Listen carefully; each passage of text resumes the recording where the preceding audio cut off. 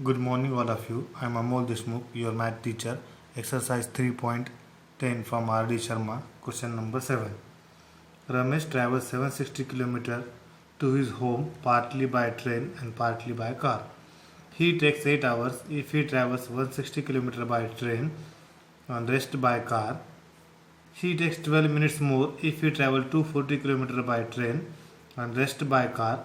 Find the speed of the train and speed of car. Here, look at the first condition. Ramesh travels 760 km, out of which he covers 160 km by train and rest by car. Means remaining distance will be equal to distance covered by train is 160. Total distance is 760. So remaining distance 760 minus 160, that is 600. Means distance covered by car is equal to 600 here, and distance covered by train is 160 and the total is 760. Means out of 760 km, Ramesh covers 160 km distance by train and 600 km by car, and total time for the journey is 8 hours.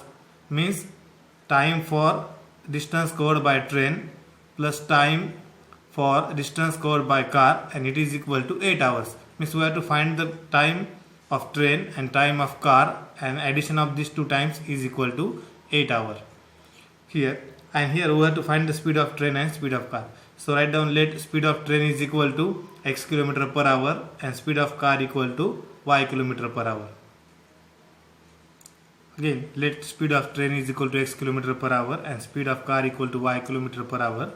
We have time is equal to distance by speed. So by first condition, so here we have to find the time of train and time of car, and sum of these two times is equal to 8 hours. So distance covered by train in first condition is 160. So distance is 160 and speed of train is x. So distance by speed, this is the time for train, plus remaining distance 600 because total distance is 760 minus 160, that is equal to 600 km. So distance covered by car is 600. So 600 divided by speed of car y, and this is 600 by y, means it is the time of car, and sum of these two times is equal to 8 hours because it is given that the total journey for this 600 km is 8 hours. So time of train plus time of car is equal to 8 hours. Here in second condition, if he travels 240 km by train and rest by car, means out of 760, 240 km covered by train, means what will be the remaining distance? That is 760 minus 240, and that is equal to the distance covered by car. So here distance covered by train 240 and distance covered by car, that is total distance 760 minus 240, and that is equal to 520. Means remaining distance covered by car is 520, and for this journey he takes 12 minutes more. Means in first condition he takes 8 hours and in second condition he takes 8 hours 12 minutes. Again in second condition, time of train plus time of car, and that is equal to 8 hours 12 minutes.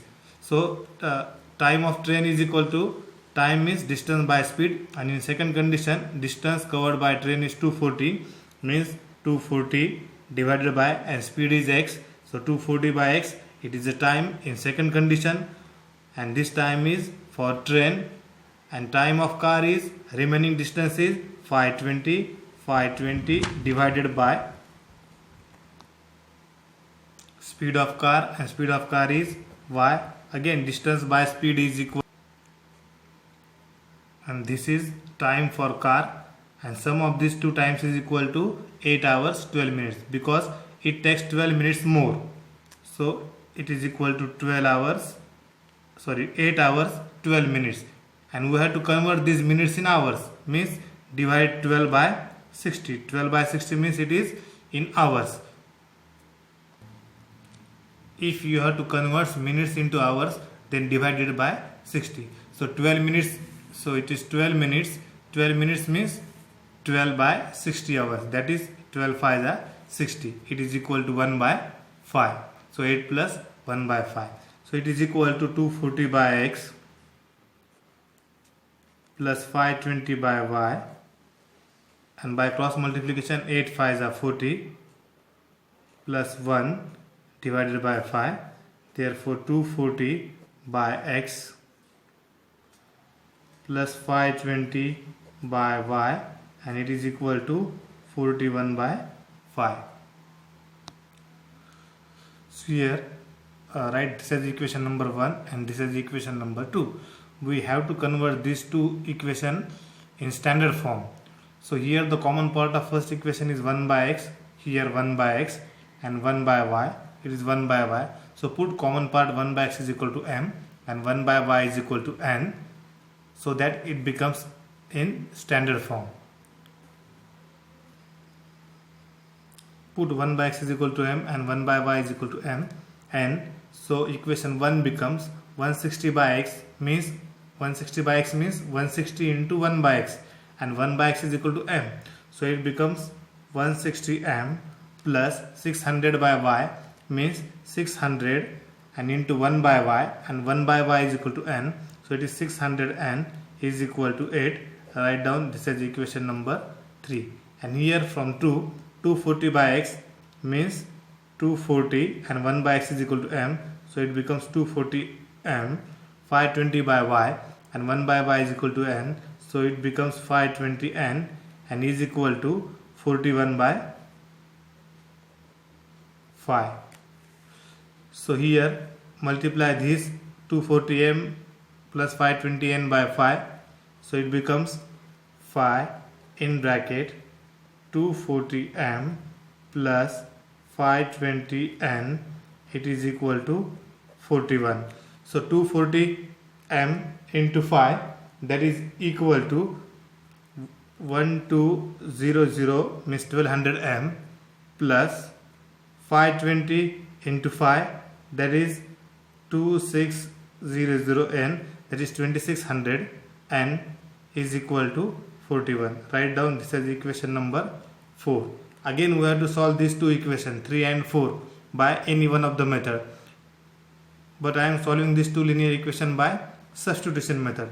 So find the value of any one of the variable in terms of other variable, either in equation 3, either from equation 3 or from equation number 4. Here I am finding the value of variable m in terms of variable n from equation number 3. So we get here from equation number 3 160 m, this as it is, and 8 minus 600 n. So m is equal to this 160, it goes in division, so m is equal to 8 minus 600 n by 16. Write down this as equation number 5. Put this value of m in equation number 4 because we are finding the value of m from equation number 3. So don't use this value in equation 3. So use this value in equation 4, or we can write from 4 and 5 we get here from 4 and 5, put the value of m is equal to 8 minus 600 n by 160 in equation number 4. So it becomes 1200 into m, and m is equal to 8 minus 600 n by 160. So 1200 into 8 minus 600 n by 160 plus 1600 n is equal to 41. So divide 1200 and 160 by 10, so it becomes 120 in bracket 8 minus 600 n divided by 16 plus 2600 n is equal to 41. So divide these two number by 8. 8 ones are 8, 8 5s are 40 in bracket 8 minus 600 n divided by 18 2s are 16, sorry 8 2s are 16, this 2600 n as it is, and it is equal to 41. So denominator is 2, so multiply 2600 n, multiply and divide 2600 n by 2, so it becomes Here 15 into 8 120, 15 into 600 that is 9000 n divided by 2, and multiply and divide 2600 n by 2. So 2600 into 2 that is 5200 n divided by 2, it is equal to 41. So denominators become same. So write down 120 minus 9000 n plus 5200 n whole divided by 2, it is equal to 41. So multiply these two goes in the multiplication. So here 120 minus these two are like terms because they are in n and opposite signs.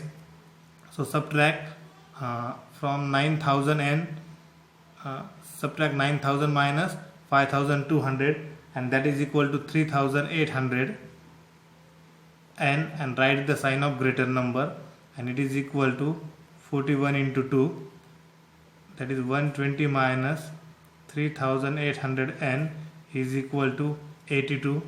So 120 this plus 82, it becomes minus 82, and 3800 n.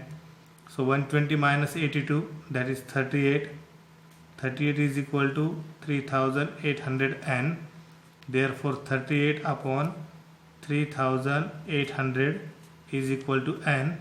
So 38 1 the 38, and that is equal to 100. Therefore the value of n is 1 by 100. So we have to put this value of n either in equation 3, 4 or 5. But equation 5 is easy. Here this is the equation 5 is easy. So put n is equal to 1 by 1000 in equation number 5. So we get